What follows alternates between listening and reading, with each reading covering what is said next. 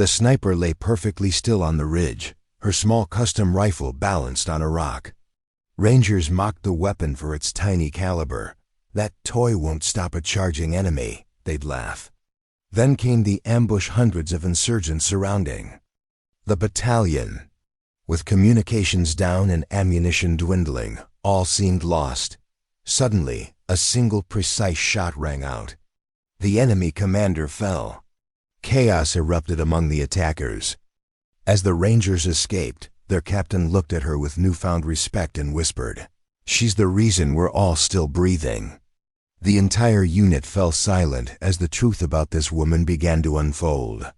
Before we jump back in, tell us where you're tuning in from, and if this story touches you, make sure you're subscribed, because tomorrow I've saved something extra special for you. Meet Maya Chen, 29 years old, a precision marksman specializing in long-range reconnaissance. Despite having extensive training and exceptional shooting skills, she was constantly ridiculed for her choice of weapon, a custom-built small caliber precision rifle that weighed half as much as standard military sniper rifles.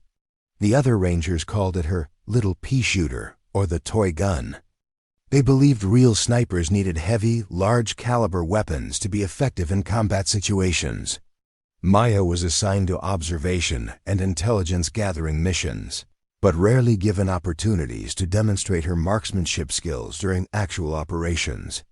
The commanding officers constantly dismissed her weapon choice as impractical and ineffective. "That little thing might be accurate, but it doesn't have the stopping power needed in real combat," they would say during briefings. She was usually positioned far from the action, despite having the skills to make impossible shots that others couldn't. Despite being underestimated, Maya always worked diligently, never arguing, never demanding recognition. Every morning she would wake before dawn to maintain her weapon, meticulously cleaning each part with practiced precision. She spent hours calculating windage and elevation adjustments for different environments. She kept detailed journals of atmospheric conditions and their effects on bullet trajectory. She practiced breath control and trigger discipline when others were resting. Her efforts went unnoticed. During tactical planning meetings, her suggestions about optimal firing positions were ignored. When male snipers with larger weapons repeated her exact strategies minutes later, they received immediate approval. "Women don't have the upper body strength for real sniper work," the officers would say. "She probably couldn't handle the recoil of a proper rifle," the other Rangers joked behind her back. "Why don't they reassign her to communications instead?" Each comment stung, but Maya's focus never wavered. She had learned that proving herself through performance was more effective than defending herself with words. Her custom rifle might be smaller and lighter than standard issue, but she knew its capabilities better than anyone. She had designed specialized ammunition that maximized accuracy while minimizing weight. Her shooting technique compensated for the weapon's limitations through perfect positioning and timing. But nobody wanted to understand her approach to marksmanship.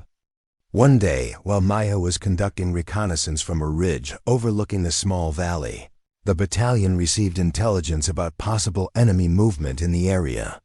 She reported seeing unusual patterns through her scope, suggesting a potential ambush. The commanding officer dismissed her warning. "Your little toy probably can't even see that far clearly," he mocked over the radio. "The real spotters don't see anything suspicious." Maya kept watching, her instincts telling her something was wrong. The terrain looked too perfect for an ambush. Multiple escape routes, excellent cover, clear lines of sight. She continued scanning methodically, her trained eyes catching the smallest movements that others might miss. "Sir, with respect, I'm seeing heat signatures that indicate multiple hidden positions," she reported again. "Chun, stop wasting radio time with your imagination," the officer responded harshly. "Focus on your assigned sector and leave the real combat assessment to the professionals." Hours passed. The battalion moved deeper into the valley. Maya maintained her position on the ridge, continuing to scan for threats despite her orders to stand down. Through her specialized scope, she noticed a glint of metal where there shouldn't be one, the momentary reflection of sunlight off a weapon. Then another, and another. Her heart raced as she counted more hidden positions. "Base, this is Observer 3, she said urgently into her radio. "Multiple hostile positions confirmed. Count exceeding 50 combatants in concealed locations. Surrounding Sector 7. Battalion is walking into Chun." The commander's voice cut her off. "One more false alarm and you're facing disciplinary action. Clear this channel now." The radio went silent. Maya watched helplessly as her unit continued moving into the trap. She had to make a decision, follow orders, or follow her instincts. She quickly packed her observation equipment, leaving only her rifle and essential supplies. Moving with practiced stealth, she repositioned to higher ground that offered better angles on the suspected enemy positions. The attack came suddenly and violently. The hidden insurgents opened fire from multiple directions simultaneously. The battalion was caught completely off guard in the middle of the valley. Maya watched in horror as her comrades scrambled for cover, several already wounded in the initial barrage. The radio crackled with panicked calls for support and medical evacuation. From her position, Maya could see what the Rangers on the ground couldn't. The enemy had positioned fighters to cut off all escape routes. The battalion was surrounded, outnumbered, and in serious danger of being completely overrun. She counted at least 200 attackers against their force of 60 Rangers. The odds were catastrophic. "Base, this is Observer 3, she called again. "Battalion is surrounded. Enemy force approximately 200 strong. They've blocked all obvious escape routes." She could hear explosions and gunfire in the background of the radio transmissions. "Chun, we're pinned down." The commander's voice had lost all its previous arrogance. "We need air support, but communications are being jammed. We can't reach headquarters."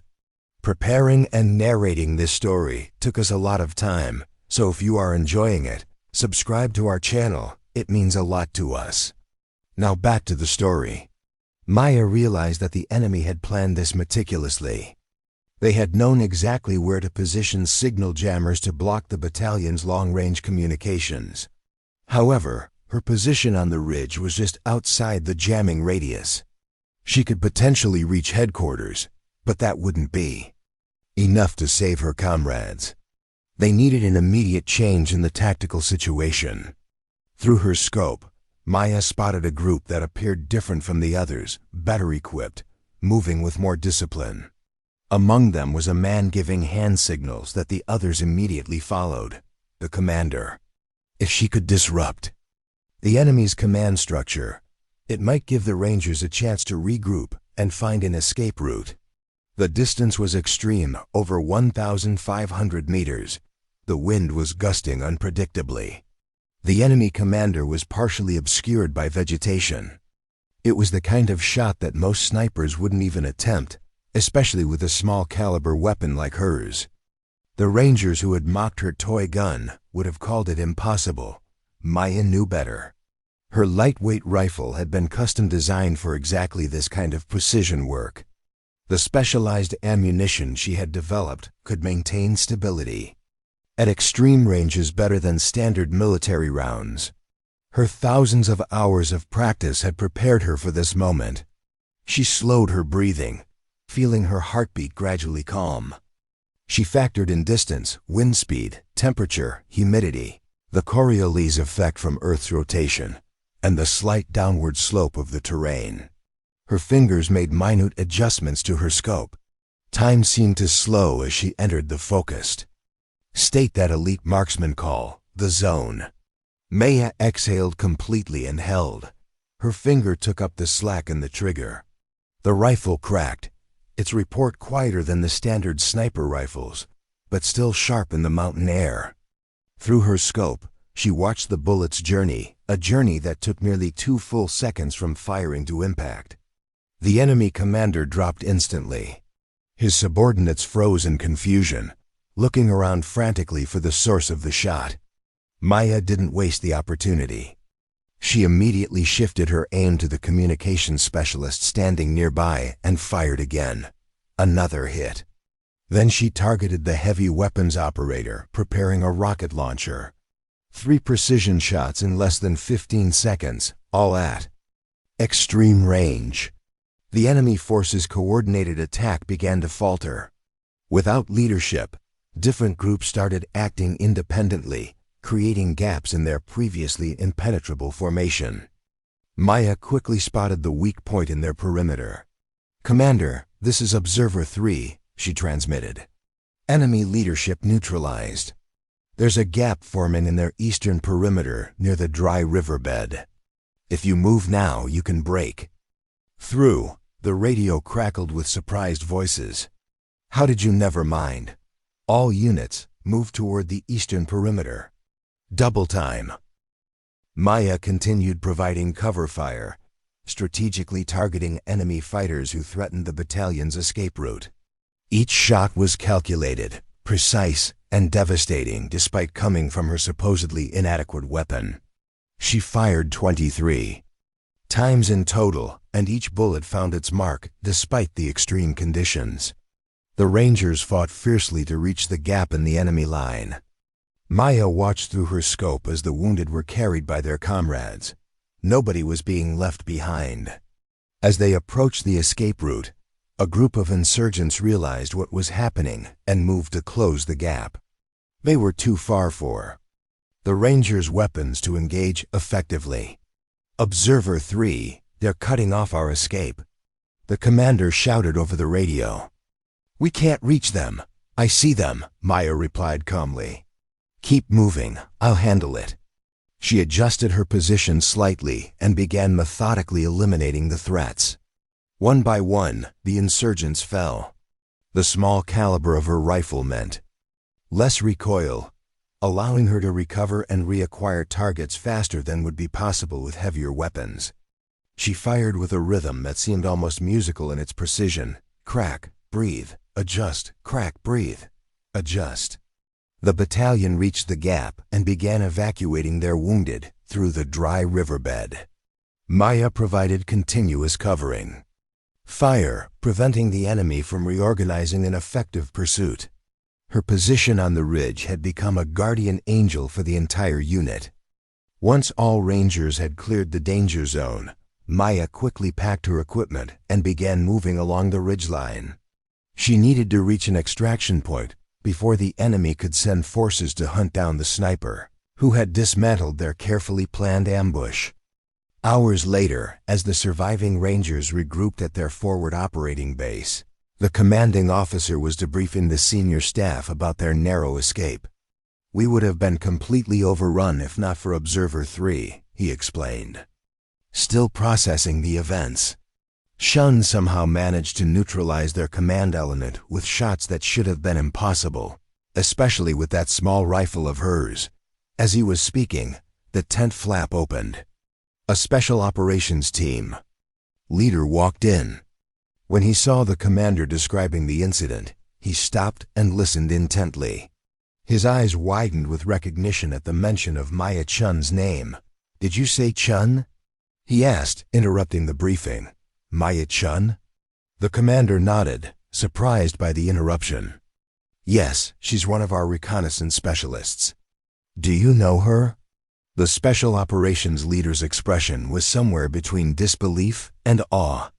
"Sir, with all due respect, you have no idea who you've had in your unit." The tent fell. Silent, everyone turned to look at the special ops leader, waiting for an explanation. 3 years ago, Operation Mountain Shadow in the Hindu Kush, he began. My team was pinned down by enemy fighters. Our sniper was critically wounded. We were outnumbered 10-1 with no extraction possible until weather cleared. He paused, collecting his thoughts. A specialist was sent in, alone, carried a custom small caliber rifle, unlike anything we'd seen before. The Rangers in the tent exchanged glances, beginning to understand where this story was going. This specialist moved through terrain we thought was impassable, established a position on a cliff face that gave her line of sight on the entire enemy force. For 26 hours, she provided precision fire that kept the enemy from overrunning our position. 38 confirmed eliminations, the longest at nearly 1,700 meters, in a blizzard. The commanding officer's face had drained of color as he realized how badly he had misjudged Maya Chen. That specialist was Chun, the special ops leader confirmed. The weapon you've all been mocking is her own design. It's been studied by DARPA and military weapons developers. The ammunition she uses is revolutionary, her own creation. She holds the record for the longest confirmed precision elimination in combat conditions. The silence in the tent was absolute.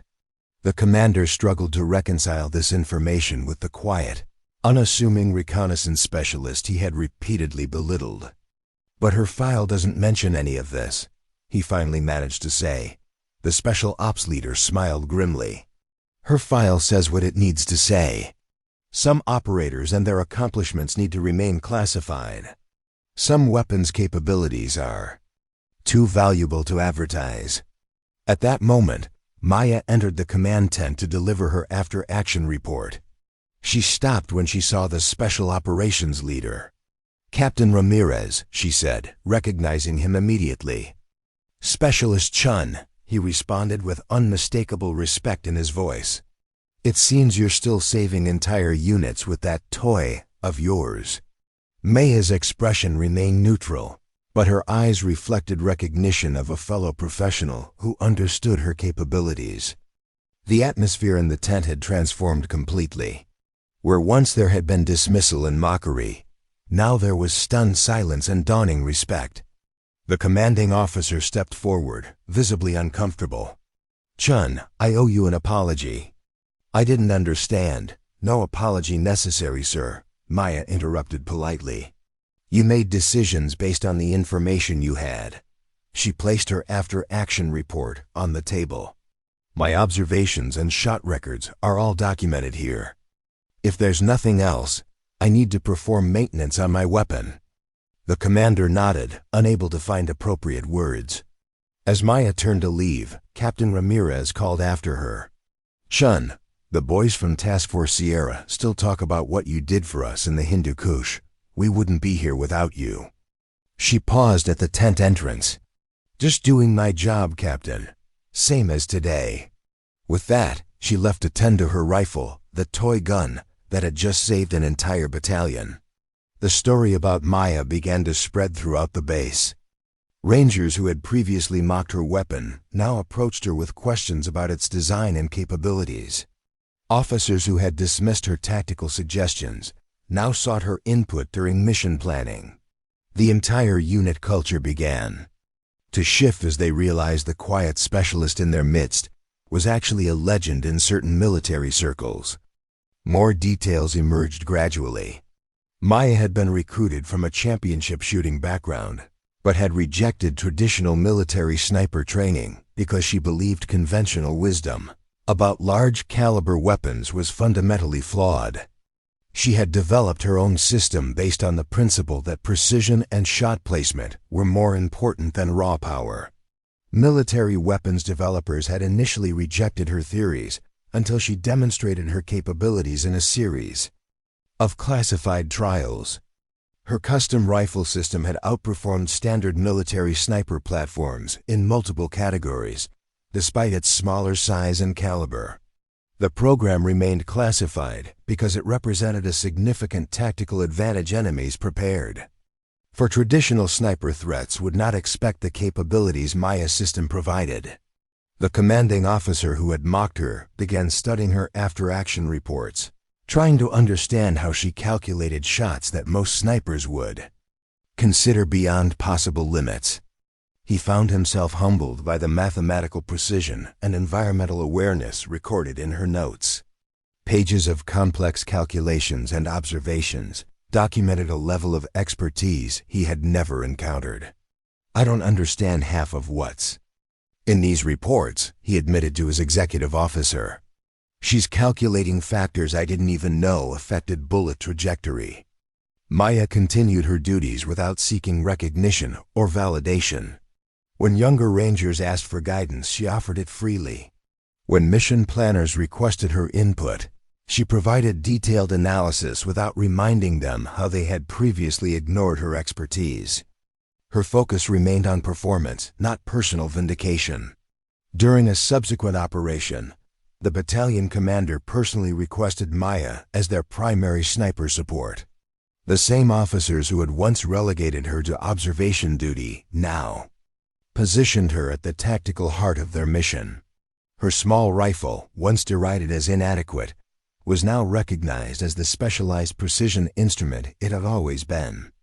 Maya's story became a powerful reminder about judgment, expertise, and the danger of dismissing unconventional approaches. The Rangers learned that true capability isn't always packaged in expected forms. Sometimes the most effective weapon isn't the largest or loudest, but the one wielded with the greatest skill and understanding. The battalion's attitude toward female specialists also changed dramatically. Other women in the unit who had faced similar dismissal found themselves suddenly being evaluated on their skills rather than their gender. Maya had inadvertently broken down barriers that had seemed impenetrable. The Rangers began to see Maya in a new light, not just as a specialist with a unique weapon, but as someone whose approach to warfare challenged their fundamental assumptions. The story of her actions spread throughout the base like wildfire, changing how everyone viewed both her and her small rifle. One evening, as Maya sat alone cleaning her weapon in the armory, a group of young Rangers approached her tentatively. The leader of the group, Private First Class Jackson, cleared his throat nervously. "Specialist Chun," he began, "we heard about what you did out there, the impossible shot, saving the battalion." He hesitated, then continued, "We were wondering if you might teach us some of your techniques." Maya looked up from her work, surprised by the request. These were the same Rangers who had laughed at her pea shooter just weeks earlier. Now they stood before her, humbled and eager to learn. "There's no secret technique," she replied quietly. "Just thousands of hours of practice and understanding your weapon as an extension of yourself." "But how did you know you could make those shots?" another Ranger asked. "Everyone says they were impossible." Maya carefully set down the bolt from her rifle. "Nothing is impossible if you understand the physics and have done the preparation. I've spent years studying ballistics under every conceivable condition. I don't take shots I haven't already calculated and practiced hundreds of times." The Rangers exchanged glances, beginning to understand that what they had mistaken for luck or natural talent was actually the result of extraordinary discipline and scientific approach. "Would you be willing to show us your calculations?" Jackson asked. "We've never seen anything like what you do." For the first time since joining the unit, Maya smiled. "Bring your notebooks tomorrow at 0500. We'll start with the basics of external ballistics." The next morning, to Maya's surprise, not only did the young Rangers show up, but several senior snipers and even 2 officers joined the impromptu class. As the sun rose over the mountains, Maya began explaining concepts that went far beyond standard military sniper training, the Magnus effect, spin drift, atmospheric density layers, and how to calculate their combined impact on bullet trajectory. Captain Rodriguez, the battalion's senior sniper instructor, watched in amazement as Maya drew complex diagrams and equations in the dirt. "This is graduate-level physics," he whispered to the officer beside him. How did we not recognize what she was doing? Over the following weeks, Maya's early morning lessons became a regular occurrence. What began as a small group of curious Rangers grew into a formal training program authorized by the battalion commander.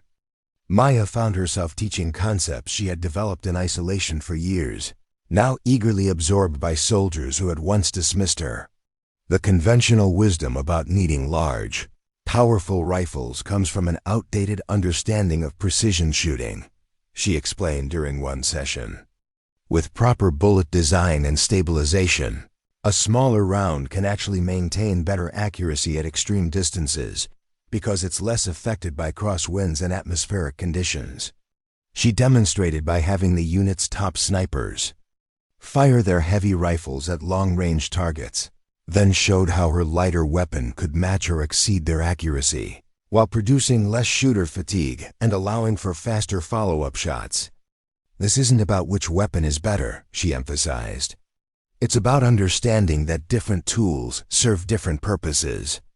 My rifle is designed for precision interdiction in situations where one perfect shot matters more than raw stopping. Power. The lessons extended beyond marksmanship. Maya taught the Rangers to observe their environment with greater attention to detail, how to read terrain for signs of disturbance, how to identify patterns in enemy movement, how to predict behavior based on limited information. These were skills she had developed during her classified operations, skills that had allowed her to prevent the battalion's destruction. One afternoon, the battalion commander called Maya to his office. She arrived expecting a briefing on an upcoming mission, but instead found General Marshall, the division commander, waiting alongside Captain Ramirez from Special Operations. "Specialist Chun," the general said, extending his hand. "I've heard remarkable things about what you've been teaching our Rangers." Maya stood at attention. "Just sharing what I know, sir." "What you know," Ramirez interjected, "is revolutionizing how these soldiers approach their craft." He turned to the general. "I told you she was special." The general nodded thoughtfully. "Captain Ramirez has briefed me on your classified operations. Your record is extraordinary, but what interests me most is how you've transformed this battalion's effectiveness in just a few weeks." Maya remained silent, uncomfortable with the praise. "I'm authorizing the formation of a new specialized training unit," the general continued. "We're calling it Precision Tactical Response Group. I want you to head it." For the first time in her military career, Maya was genuinely shocked. "Sir, I'm not an officer. I don't have the rank for such a position." The general smiled. "That's being remedied. Your battlefield commission has been approved." "Congratulations, Lieutenant Chun." Maya struggled to process this unexpected development. "Sir, I'm a specialist, not a leader. I work better alone." Captain Ramirez stepped forward. "That's where you're wrong, Chun. You've always been a leader. You just never had followers who understood what you were trying to teach them." He gestured to a folder on the commander's desk. "Those are evaluations from the Rangers you've been training. They tell a different story about your leadership abilities." The battalion commander opened the folder and handed Maya the top evaluation. It was from Private Jackson, the first Ranger who had approached her for training. "Lieutenant Chun doesn't just teach techniques. She changes how we think about our mission," she read aloud. "Before her training, I saw my rifle as a weapon. Now I understand it's a precision instrument requiring perfect harmony between technology and human skill. She's made us all better soldiers by challenging everything we thought we knew." Maya looked up from the paper, moved by words she never expected to hear. "There are dozens more like that," the general said. "You've done something remarkable. Here, Chun, you've created a new paradigm for precision tactical operations, and you've inspired these soldiers to exceed their own expectations." The meeting concluded with Maya reluctantly accepting her new role and promotion. As she left the command center, she found a group of Rangers waiting outside. Word of her promotion had already spread. "Lieutenant Chun," Jackson said with a grin. "Congratulations, ma'am." "This doesn't change anything," Maya replied, uncomfortable with the formality. "We continue training as before." "With respect, ma'am," a senior sniper interjected, "it changes everything. You're not just some specialist with a weird little rifle anymore. You're reshaping how the entire battalion approaches precision operations." Maya looked at the assembled Rangers men and women who had once mocked her methods now standing. at attention, awaiting her guidance. The irony wasn't lost on her. Her journey from ridiculed outsider to respected leader had happened not because she sought recognition, but because she remained true to her principles despite the criticism. As the Precision Tactical Response Group took shape under Maya's leadership, its reputation spread throughout the military. Rangers specifically requested transfer to the unit, eager to learn Maya's revolutionary approach to precision marksmanship and tactical observation. What had begun as mockery of her tiny weapon had transformed into a prestigious new combat methodology. During a training exercise 3 months after the formation of the special unit, Maya was demonstrating advanced target acquisition techniques when a senior officer from Joint Special Operations Command arrived unannounced, Lieutenant Chun. He said after observing her training session, "Your reputation precedes you. I've come to discuss Operation Kingfisher." The name triggered immediate recognition. Operation Kingfisher was a high-priority mission targeting a notorious warlord who had eluded capture for years. Multiple special operations teams had attempted to neutralize him, all unsuccessfully. "Sir, my unit is still in training," Maya replied cautiously. "We're not certified for field operations yet." The JSOC officer smiled grimly. "After what you did in the valley, I'd say you're field-tested enough.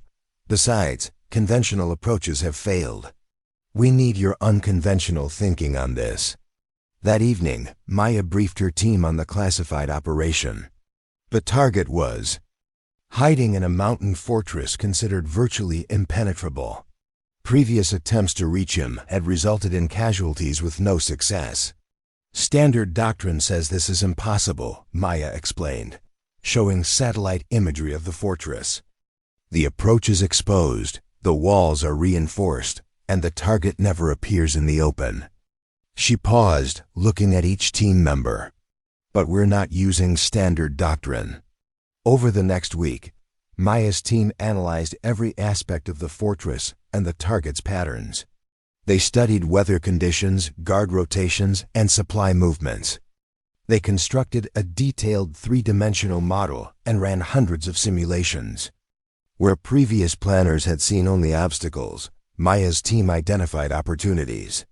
"The conventional approach tries to get close enough for a standard shot," Maya explained during the final briefing. "We're going to take the shot from here." Instead, she pointed to a mountain ridge over 2 miles from the target. The JSOC commander looked incredulous.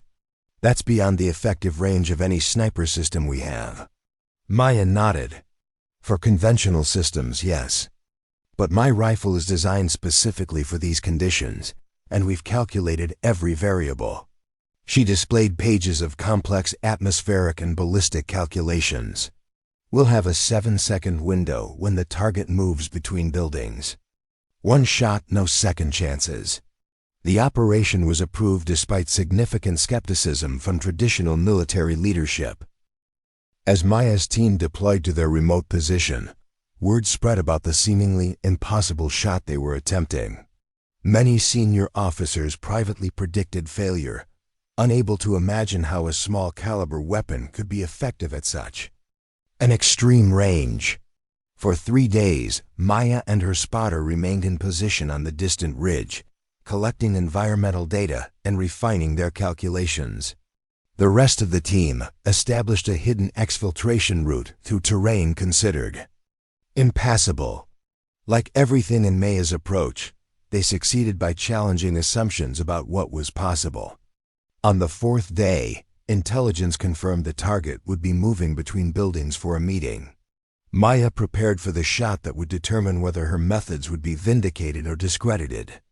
As she lay perfectly still behind her rifle, she reflected on the journey that had brought her here, from being mocked for her toy gun to leading an elite unit on a mission of critical importance. "Wind is shifting," her spotter whispered. 2 knots from the northwest. Maya made a minute adjustment to her scope. The calculations running through her mind would have filled pages. Air density, temperature gradients, spindrift, Coriolis effect, the Earth's curvature. At this distance, even the rotation of the Earth was a significant factor. Target moving in 10 seconds, the spotter counted down. Maya regulated her breathing, entering the state of perfect focus she had cultivated. Through thousands of hours of practice, the world narrowed to her eye, the scope, and the distant doorway where her target would momentarily appear. "Now," the spotter whispered. The rifle cracked once. The sound echoed across the valley, but by the time it returned to Maya's position, the bullet had already traveled over 2 miles. Through her scope, Maya watched as the target emerged from the doorway exactly as predicted, and then collapsed instantly as her bullet found its mark with uncanny precision. "Hit confirmed," the spotter said, his voice trembling slightly with disbelief. "Dead center. Target neutralized." The team executed their exfiltration plan flawlessly, disappearing into the mountains before the fortress guards could determine where the shot had come from. By the time they returned to base, news of their success had already reached headquarters. The impossible shot had been made. Maya's methods had been proven on the most challenging mission imaginable. In the debriefing room, the JSOC commander shook his head in amazement as he reviewed the mission data. 2.3 miles, gusty crosswinds, 7-second exposure window. "I've been in special operations for 20 years, and I've never seen anything like this." Maya's response was characteristically modest. The mathematics were sound. The team performed exactly as trained. The outcome was predictable. "Predictable?" the commander laughed. "You just redefined what's possible in tactical precision. Operations. There isn't a sniper unit in the world that would have attempted that shot." "That's the problem, sir," Maya replied quietly. "We limit ourselves by accepting conventional wisdom without questioning it. My team succeeded because they were willing to unlearn assumptions and trust in proven principles instead." In the weeks that followed, Maya's Precision Tactical Response Group became the subject of intense interest from military leadership. Generals and special operations commanders visited to observe her training methods. Equipment developers studied her custom rifle system. Mission planners consulted her on operations previously considered too difficult or dangerous. The Rangers who had once mocked her tiny weapon now proudly identified themselves as members of Chun's precision unit. The small rifle that had been derided as a toy was now being studied by military weapons developers as a potential next-generation precision system.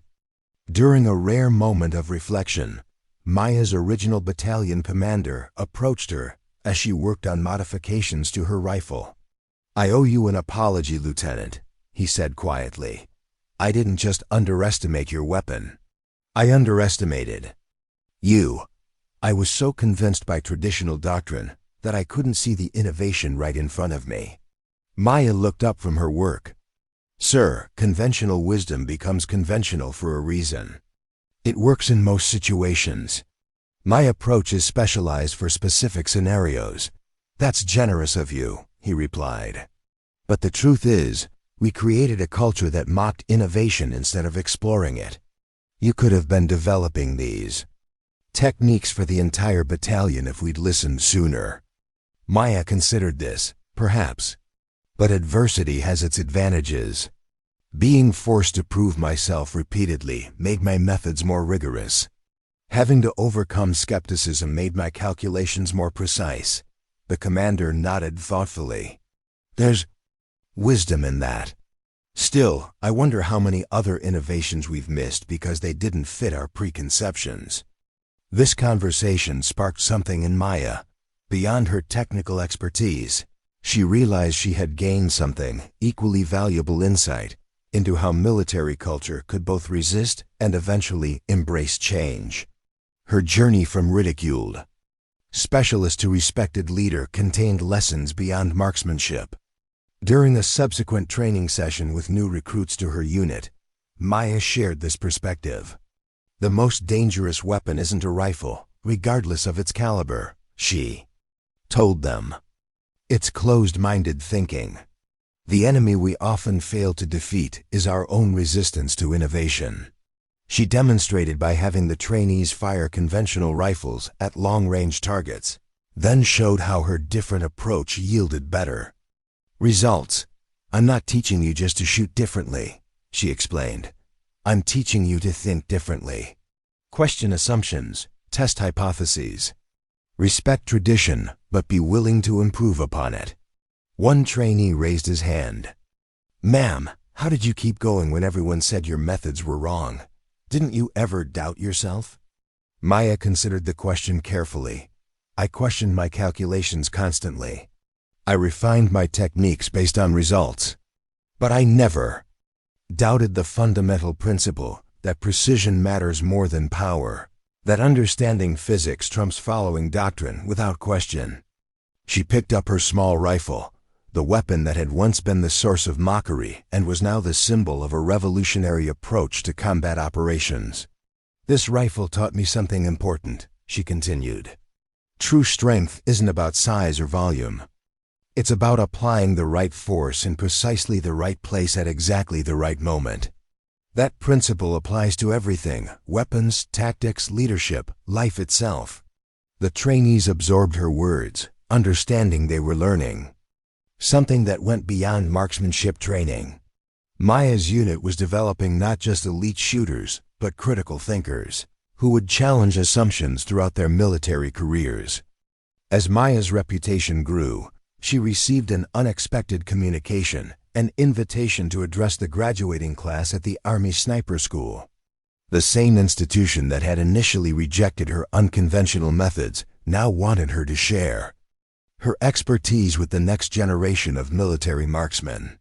Maya stood at the podium facing hundreds of sniper school graduates, her small custom rifle displayed on a stand beside her. The auditorium was silent, every eye fixed on the woman, whose impossible shot had become legendary throughout the military.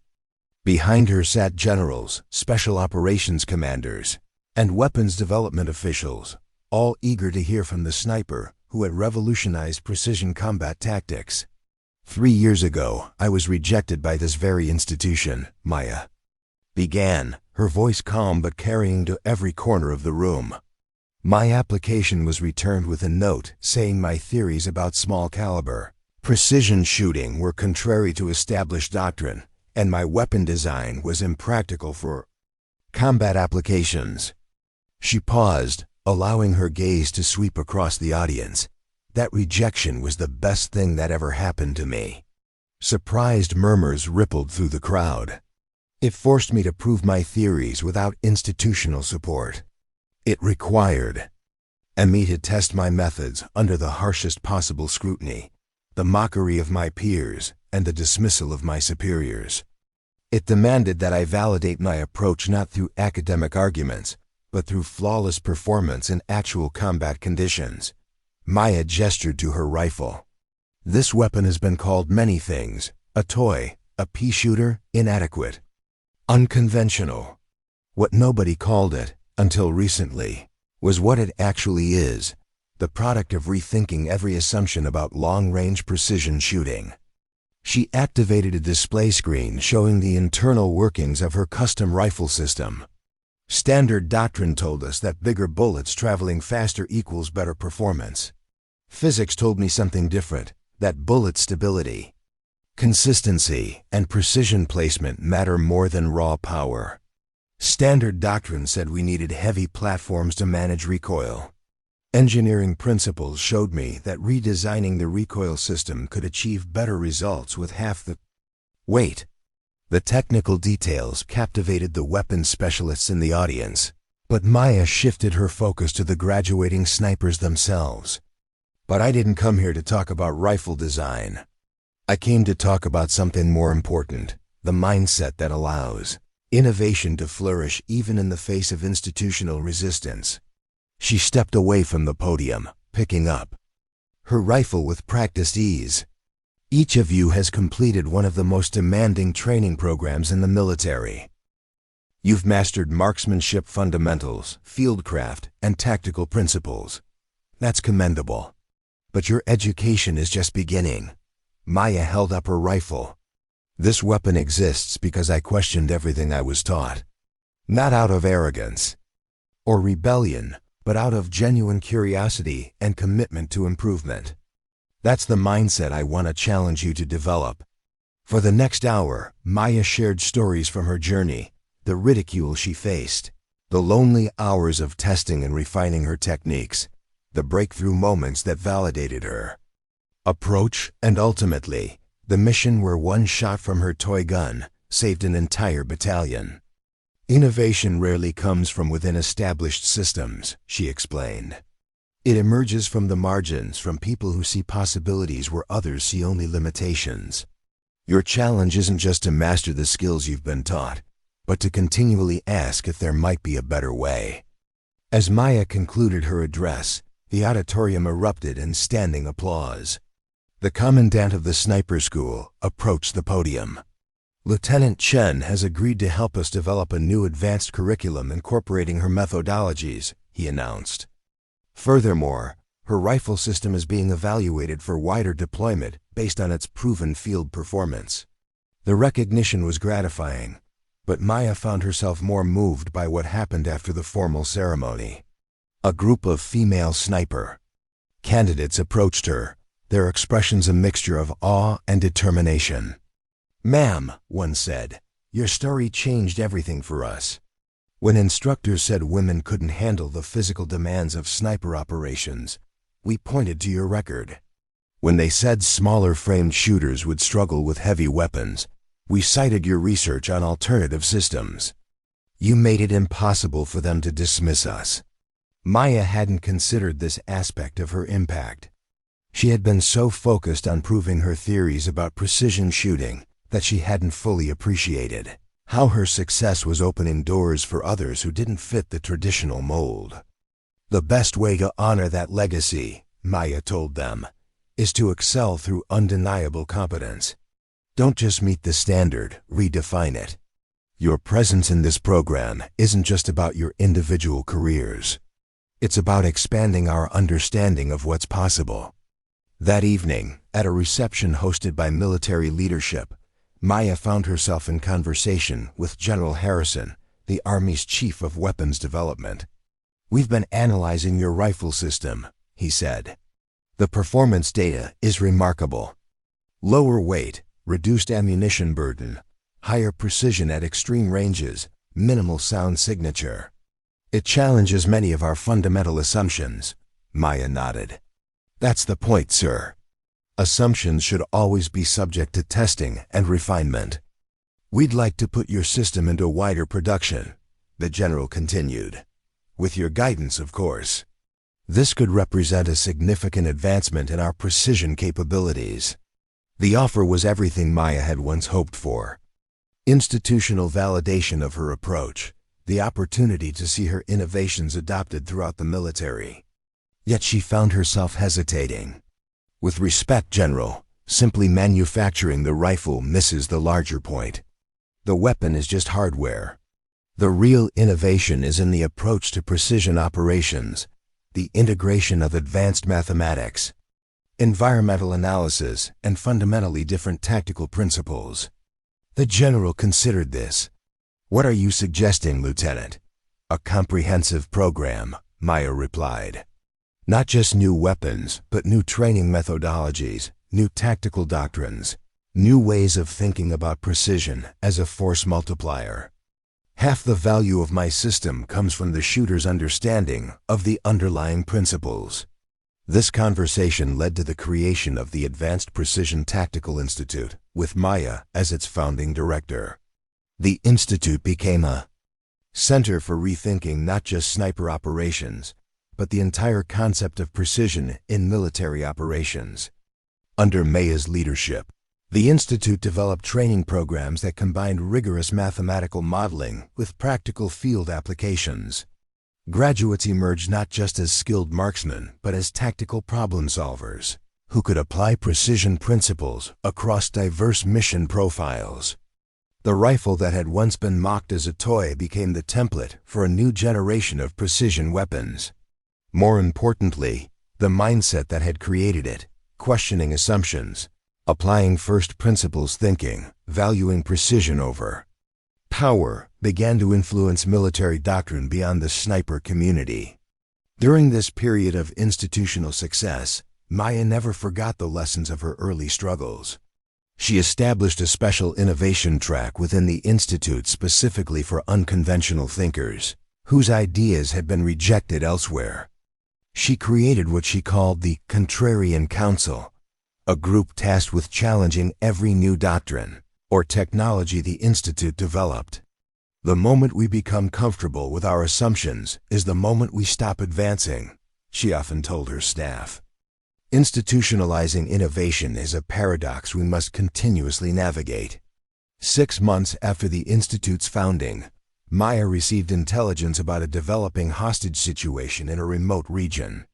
A humanitarian medical team had been captured by extremists in a mountain village. Conventional military response was deemed too risky for the hostages, but the political situation made negotiation unlikely to succeed. Maya assembled a small team from the Institute to assess whether their precision approach might offer alternatives. They analyzed satellite imagery, weather patterns, structural details of the buildings, and all available intelligence about the hostages' location. Conventional wisdom says this is a no-win scenario, Maya told her team as they reviewed the data. Either we risk the hostages with a direct assault, or we negotiate from a position of weakness. But what if there's a third option? Her team developed an unprecedented plan, a coordinated precision operation that would require simultaneous shots from multiple positions, each targeting specific threats within the compound. The margin for error was measured in millimeters and milliseconds. The operation would succeed only if every element performed with perfect precision. When Maya presented the plan to Joint Special Operations Command, the response was skeptical. "This has never been attempted," the commander observed. "Synchronized precision fire from multiple positions at these distances, with hostages in proximity to targets? The risk factors are extreme." "With respect, sir," Maya responded, "the conventional alternatives carry greater risks. We've modeled this operation extensively. The mathematical probability of success exceeds 70% with our approach, compared to less than 40% for traditional methods." After intensive review, the operation was approved. Maya's team deployed to positions surrounding the village, establishing hidden observation posts and firing positions.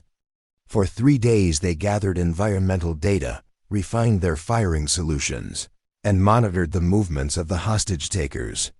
On the 4th day, as the sun began to set, Maya gave the order to execute.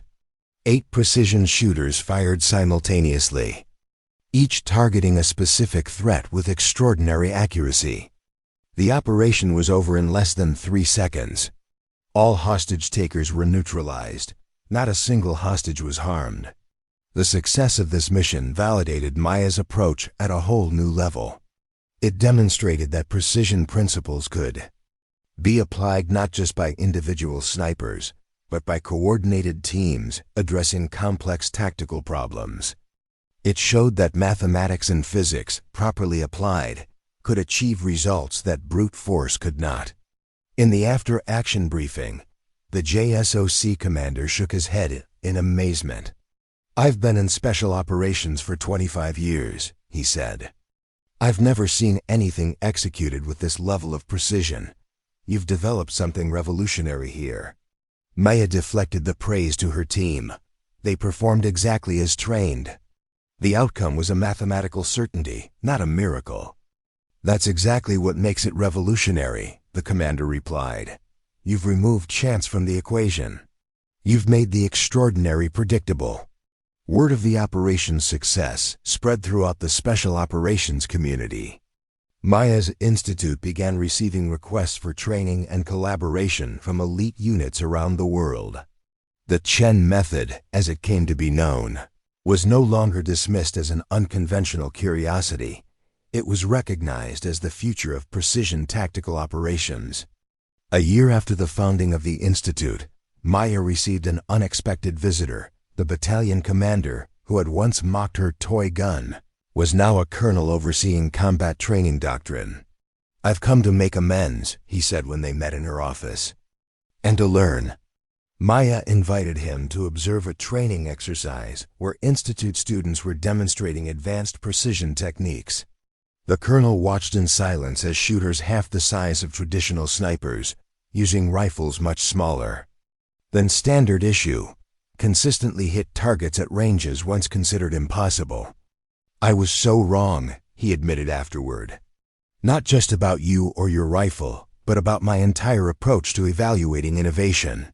I was so invested in existing doctrine that I couldn't recognize a breakthrough when it was right in front of me." "That's the challenge we all face," Maya replied. "We build mental models based on experience, and those models serve us well until they don't. The hardest skill to develop is knowing when to question our most fundamental assumptions." The colonel nodded thoughtfully. "I've been authorized to integrate your methodologies into basic combat training, not just for snipers, but for all combat arms.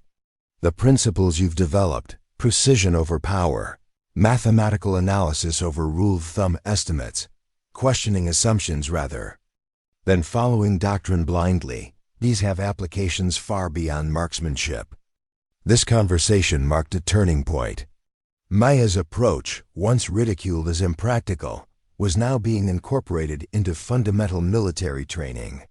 The toy gun that Rangers had mocked was now influencing how an entire generation of soldiers would think about tactical problems.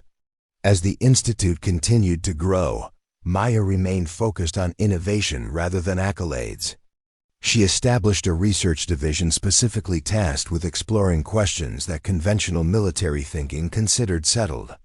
She recruited not just from military backgrounds, but from diverse fields: mathematicians, physicists, engineers, even artists and philosophers whose perspectives might challenge entrenched thinking.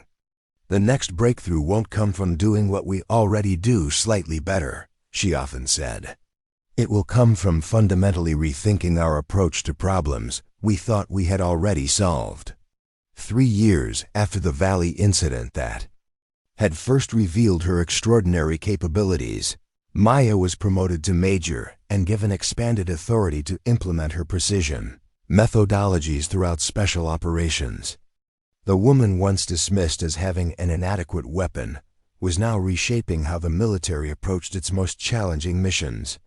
During this period, Maya never lost sight of the human element behind the mathematics and physics of her approach. She established a mentorship program specifically for service members whose ideas had been dismissed or whose potential had been overlooked because they didn't fit conventional expectations. "Innovation doesn't just require new ideas," she explained to her staff. "It requires resilient people who can advance those ideas despite institutional resistance.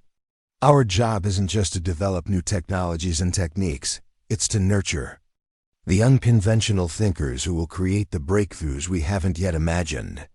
One of Maya's most significant innovations came not in weapons or tactics, but in selection criteria.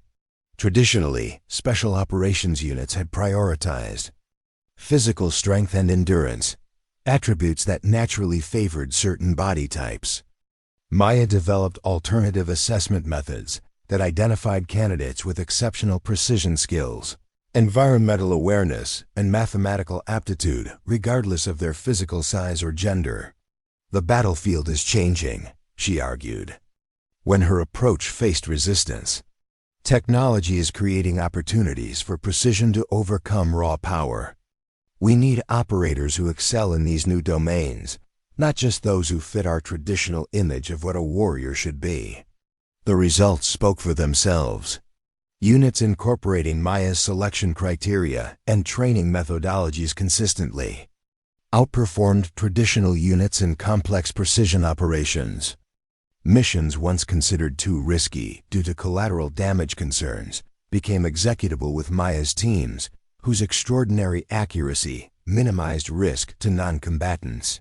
5 years after the day Rangers had mocked her tiny weapon, Maya stood on A hillside watching the new class of precision specialists train with rifles based on her original design. The weapons were no longer considered toys. They were recognized as the most advanced precision systems in the military arsenal. The techniques these specialists were learning had evolved from Maya's original approach, refined through hundreds of operations and thousands of training iterations. Colonel Jackson, the same Private Jackson who had first approached Maya for training years earlier, stood beside her, now commanding the very battalion that had once dismissed her. Sometimes I wonder what would have happened if they hadn't mocked your rifle that day, he mused. If they had just accepted your approach without questioning it. Maya considered this. We needed the resistance. Innovation requires friction. If they had simply accepted my ideas without challenge, we might have missed opportunities to refine and improve them. Every mockery became motivation. Every dismissal forced me to make my case more rigorously. She watched as a small-framed female specialist made an impossible shot with a rifle half the size of traditional sniper systems. The most valuable lesson wasn't about rifle design or ballistics, Maya continued. It was about the nature of progress itself. True innovation doesn't come from within established systems. It emerges from the margins, from people who question what everyone else accepts as given. Those Rangers did me a favor by mocking my weapon. They gave me the greatest gift an innovator can receive, the freedom to prove them wrong. Jackson nodded thoughtfully. You've changed the way we think about everything, not just marksmanship or tactical operations, but how we evaluate new ideas, how we select and train personnel, how we approach problems we once thought unsolvable. Maya smiled slightly. And it all started with a tiny weapon that nobody believed in. As the sun set behind the mountains, Maya reflected on the journey that had brought her here. The rifle that had once been dismissed as inadequate had proven that precision and understanding could overcome brute force and tradition. The approach that had been ridiculed as impractical had saved countless lives and redefined what was possible in military operations. But the most important legacy wasn't the weapon system or even the tactical doctrines that had evolved from her work. It was the change in mindset, the willingness to question assumptions, to challenge conventional wisdom, to value innovation over tradition when evidence demanded it. Throughout the military, the phrase, "Remember Chun's rifle," had become shorthand for reconsidering assumptions before dismissing unconventional approaches. Her story was now taught at the military academy as a case study in innovation and the dangers of dismissing ideas, simply because they challenge established doctrine. Maya's tiny weapon had indeed saved an entire battalion that day in the valley.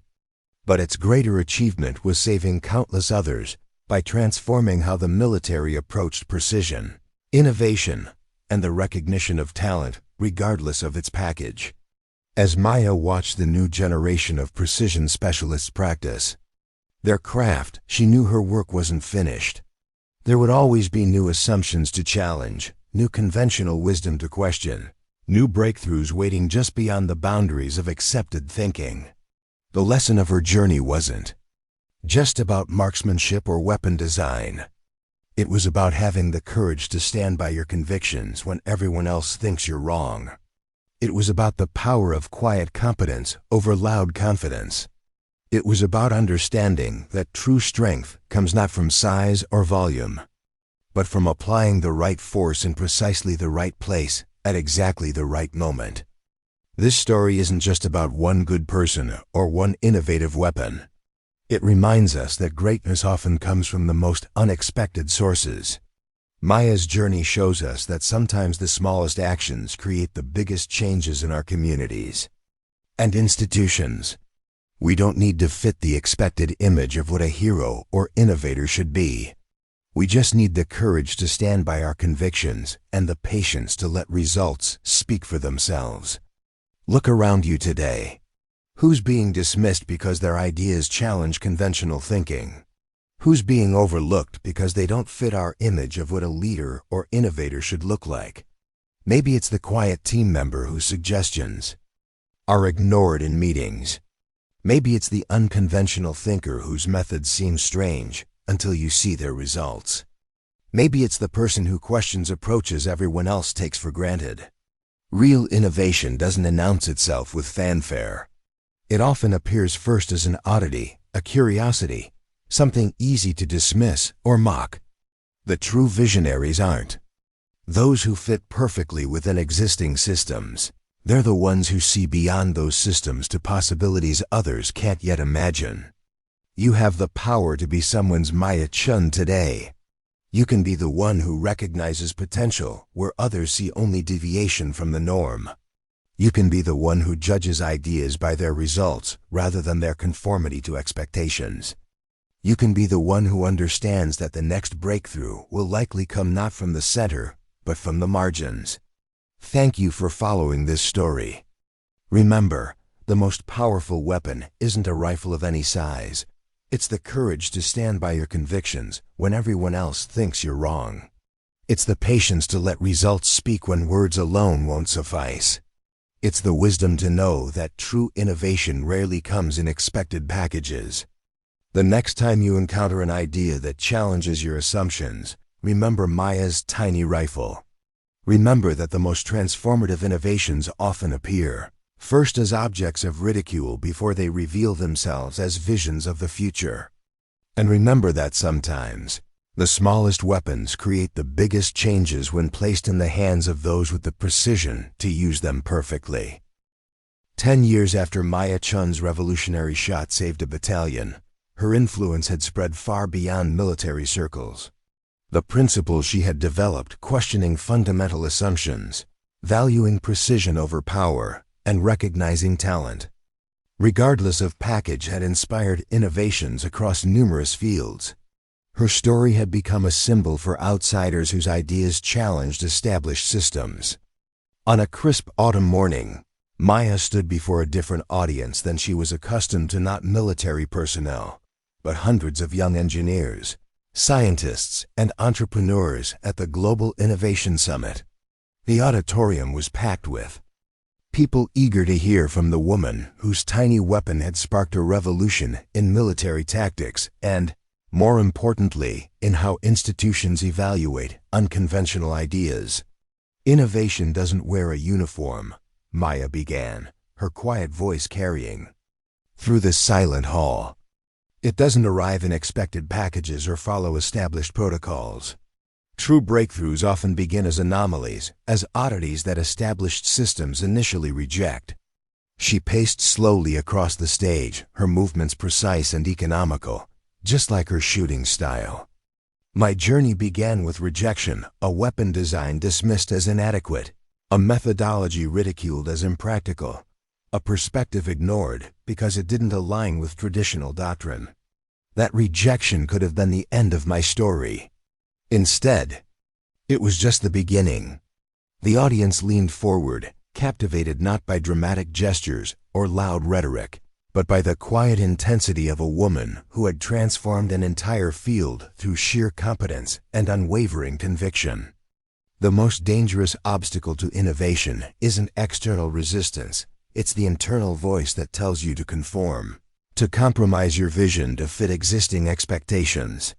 The voice that says, maybe they're right, maybe my idea isn't viable, maybe I should just follow established practices.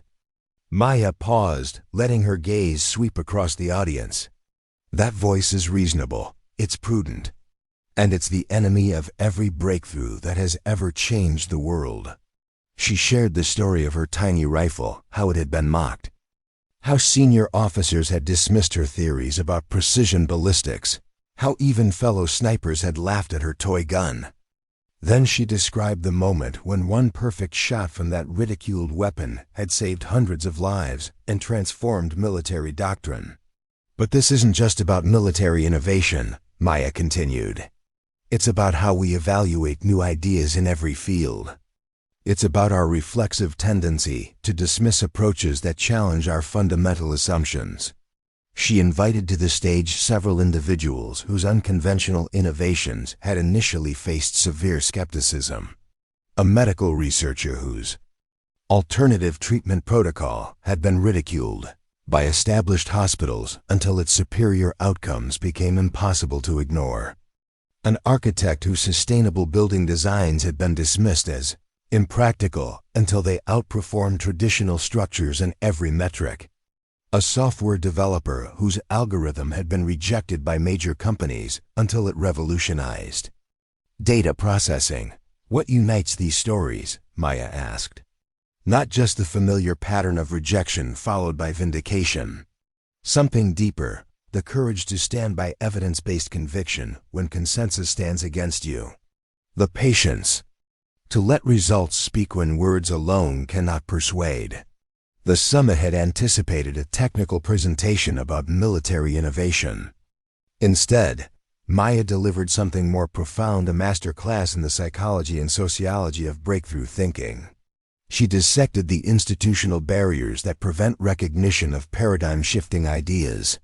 She analyzed the cognitive biases that lead even brilliant people to dismiss innovations that challenge their fundamental assumptions. Established systems aren't designed to recognize revolutionary ideas, she explained. They're designed to optimize existing paradigms. That's not a flaw, it's a feature that provides stability and predictability. But it means that truly transformative innovations almost always begin at the margins, championed by outsiders whose perspectives haven't been shaped by institutional constraints. Maya shared how her institute had developed methodologies to counteract these tendencies, structuring evaluation processes that assessed ideas based on evidence rather than conformity to expectations, creating safe spaces for constructive heresy, where fundamental assumptions could be questioned without career penalties, implementing blind review protocols that evaluated innovations without knowledge of their source. "We've formalized doubt," she said with a slight smile. "We've institutionalized the questioning of institutions. It's a paradox, but it works." As Maya concluded her presentation, the applause was thunderous. The audience rose in a standing ovation that continued for several minutes. Her message had resonated far beyond military circles because it addressed a universal challenge: how to recognize and nurture breakthrough thinking in systems designed to maintain stability. During the reception that followed, Maya found herself surrounded by innovators from diverse fields, all sharing stories of how their unconventional approaches had initially faced resistance. A young woman approached hesitantly, clutching a prototype of what appeared to be a medical device. "Major Chun," she began nervously, "I've developed a non-invasive diagnostic tool that contradicts established medical practice. Every hospital has rejected it despite my data showing 40% better outcomes. Hearing your story gives me hope that maybe I'm not crazy." Maya examined the device with genuine interest. "You're not crazy," she replied. "You're just early. That's the burden of innovation, living in a future that others can't yet see." This encounter sparked an idea. In the months that followed, Maya established the Unconventional Innovation Network, a platform connecting outsider innovators. With resources, mentorship, and evaluation protocols designed to assess ideas based on evidence rather than conformity to existing paradigms. The network quickly grew beyond military applications, becoming a catalyst for breakthrough thinking across multiple disciplines. Medical researchers, climate scientists, urban planners, and technology developers found a community where their evidence-based but paradigm-challenging ideas received serious consideration. The question isn't whether an idea comes from inside or outside established systems, Maya explained at the network's first conference. The question is whether it's supported by evidence and rigorous methodology. Innovation doesn't care about credentials or conformity. It cares about results. One particular project captured Maya's attention: a revolutionary clean water system, developed by a self-taught engineer from a rural community. Institutional experts had dismissed the design as theoretically impossible, according to established fluid dynamics principles. Yet the working prototype demonstrably outperformed conventional systems by a factor of 10. This is exactly the pattern we've seen repeatedly, Maya told her team. The innovator doesn't have the right background or credentials. The approach violates established principles. Experts dismiss it based on theory rather than testing. Yet the evidence shows it works. Under Maya's guidance, the network provided resources for rigorous third-party testing of the water system. When the results confirmed its remarkable efficiency, they helped the inventor navigate the institutional barriers that had previously blocked implementation.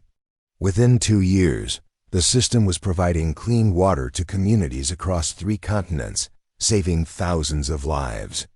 This became the network's standard approach, identifying promising innovations that challenged established thinking, providing resources for rigorous validation, and then helping navigate the institutional resistance that typically blocks implementation of paradigm-shifting ideas.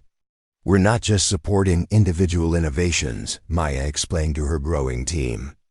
We're creating a meta-innovation, a new way of evaluating and implementing breakthrough thinking that bypasses institutional blind spots. The principles Maya had developed through her experience with her toy gun became the foundation for this broader mission. Question fundamental assumptions. Focus on evidence rather than authority. Recognize that breakthrough thinking often comes from outsiders. Understand that true innovation frequently appears first as an anomaly or oddity. Value precision and effectiveness over conventional approaches. As her influence expanded beyond military circles, Maya found herself invited to consult with organizations facing disruptive challenges, corporations whose business models were threatened by technological change, medical institutions grappling with alternative treatment paradigms, educational systems struggling to adapt to new learning modalities. Her message remained consistent. The greatest danger isn't external disruption. It's internal resistance to reimagining fundamental assumptions. The organizations that survive aren't those with the most resources or the strongest current position. They're those willing to question their most basic premises when evidence demands it. 5 years after the Innovation Summit, Maya received an unexpected invitation. Harvard Business School wanted her to deliver a series of lectures on what they were calling Chun's paradox, the observation that institutions simultaneously demand innovation while structurally resisting truly transformative ideas.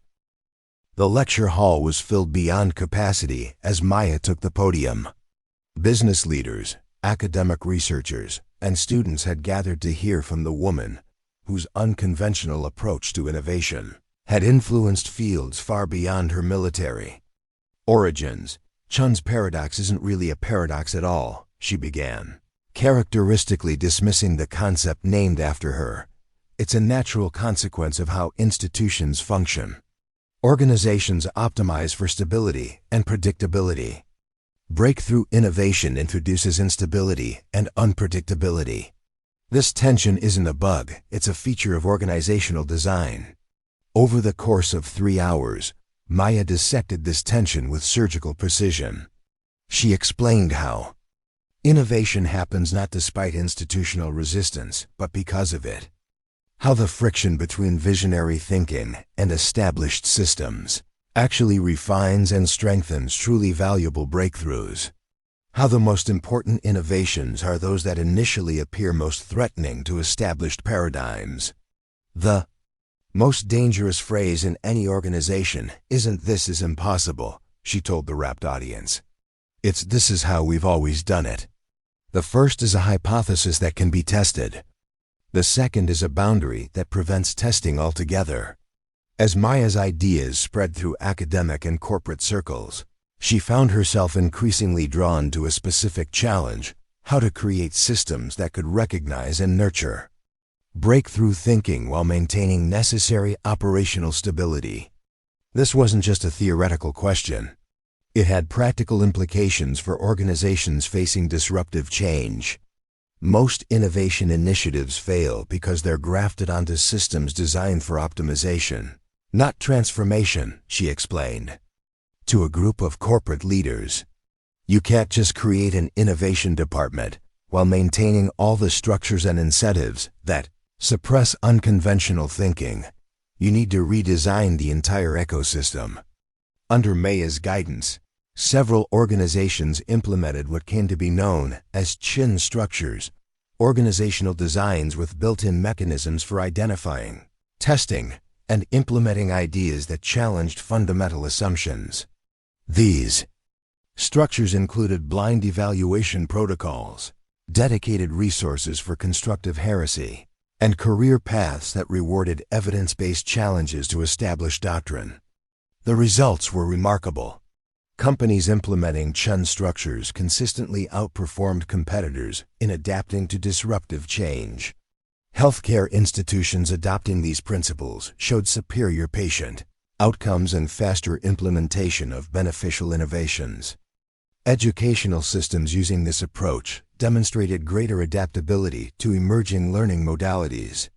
The key insight isn't complicated, Maya told the journalist who asked about the secret to her approach. Create spaces where evidence matters more than conformity, where questions are rewarded more than compliance, where being right based on results outweighs being right based on authority or tradition. 20 years after Rangers had mocked her tiny weapon, Maya Chen stood on another stage, this time accepting the Presidential Medal of Freedom for her contributions not just to military innovation, but to how society evaluates and implements breakthrough thinking across disciplines. This recognition belongs not to me, but to every outsider whose unconventional ideas have been dismissed, she said in her acceptance speech. To every innovator who has heard that's impossible, or that's not how we do things, and persisted anyway. To every person who has valued evidence over authority and precision over power. She held up a small object, a precision-machined firing pin from her original rifle, the toy gun that had saved a battalion and launched a revolution in military tactics. This small piece of metal represents something vital about innovation itself. It reminds us that breakthroughs often come in unexpected packages. That size doesn't determine impact. That precision matters more than power. That the most transformative ideas frequently begin as objects of ridicule before revealing themselves as visions of the future. As Maya concluded her speech, she offered a challenge to the audience and to viewers around the world. Look around. You, who in your organization is being dismissed because their ideas don't fit established patterns? What innovation is being overlooked because it comes from an unexpected source? Which potential breakthrough is being lost because it challenges fundamental assumptions? Find these people. Protect these ideas. Test these challenges based on evidence rather than conformity. This is how progress happens, not through comfortable consensus, but through constructive confrontation with our most basic assumptions. The legacy of Maya's tiny weapon had expanded far beyond military applications. It had become a powerful metaphor for how transformative innovation happens, not through incremental improvements to existing systems, but through fundamental reconceptions that initially appear strange, inadequate, or impractical to established experts. In universities, corporations, hospitals, and government agencies, remember Chun's rifle became shorthand for the importance of evaluating ideas based on evidence rather than source, for the danger of dismissing approaches simply because they challenge fundamental assumptions, for the recognition that breakthrough thinking often comes from the margins rather than the center. Maya herself continued to evolve. She established the Chun Institute for Breakthrough Innovation, a global think tank dedicated to identifying and nurturing paradigm-shifting ideas across disciplines. The Institute developed methodologies for recognizing potentially transformative innovations that conventional evaluation systems might miss. It created protection for constructive heretics whose evidence-based approaches challenged established doctrine. It built bridges between outsider innovators and the resources needed to validate and implement their ideas. We're not just supporting individual breakthroughs, Maya explained to the Institute's founding team. We're creating an alternative pathway for how innovation happens, one that bypasses the institutional blindness that typically blocks paradigm-shifting ideas. This alternative pathway proved remarkably effective. Innovations that might have taken decades to overcome institutional resistance found implementation within years. Ideas that might have been permanently lost due to their unconventional nature received the resources needed for rigorous validation. Breakthroughs emerged from unexpected sources. A janitor whose observational insights led to a revolutionary approach to infection control. A truck driver whose self-taught engineering skills produced a game-changing energy storage system. A high school student whose algorithm outperformed established approaches to climate modeling. Innovation doesn't care about credentials became one of Maya's favorite sayings. It cares about evidence, precision, and effectiveness. 30 years after Rangers had mocked her tiny weapon, Maya Chen stood on a hill overlooking the training grounds of the institute she had founded. Below, people from diverse backgrounds and disciplines were engaged in what she called possibility work, the rigorous exploration of approaches that challenged fundamental assumptions in their respective fields. A young assistant approached. Hesitantly.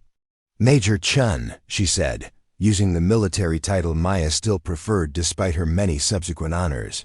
"The new cohort has arrived. They're waiting to hear from you." Maya nodded and made her way to the orientation hall. Inside were 50 individuals whose unconventional ideas had been identified as potentially transformative by the Institute's scanning protocols.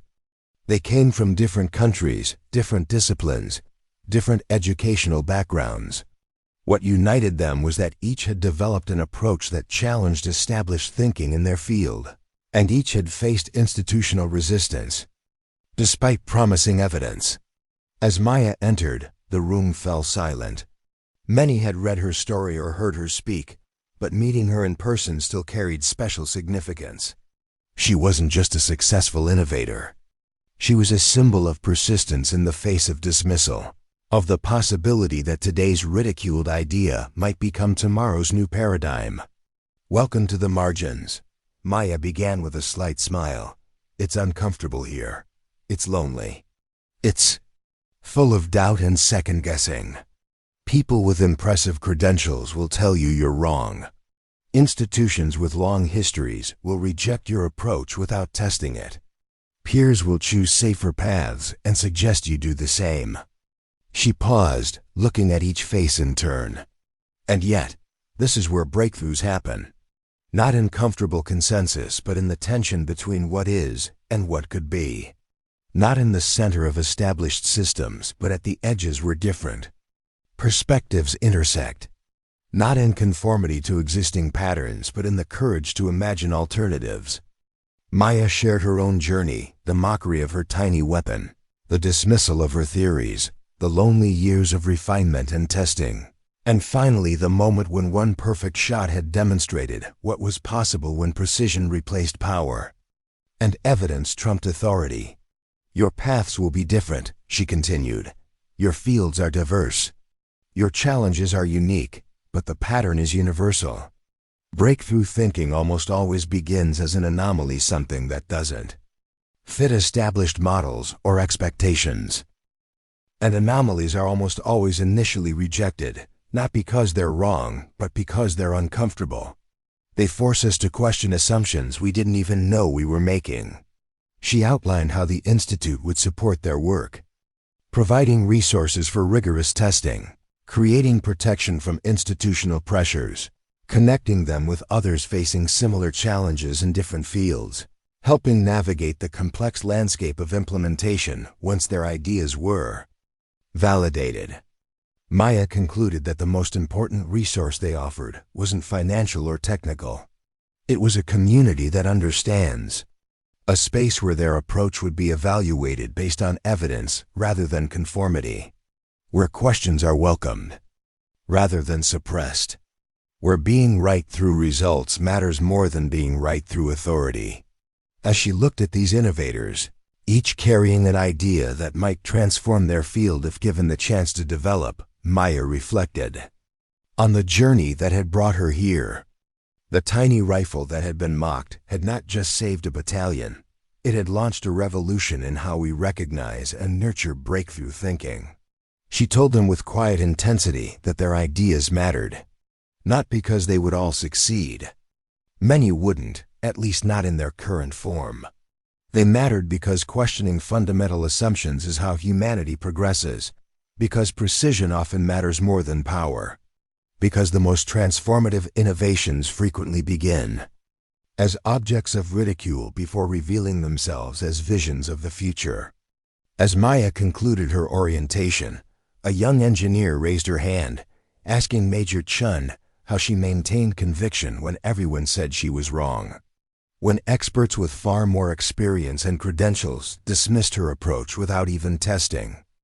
Maya considered the question carefully.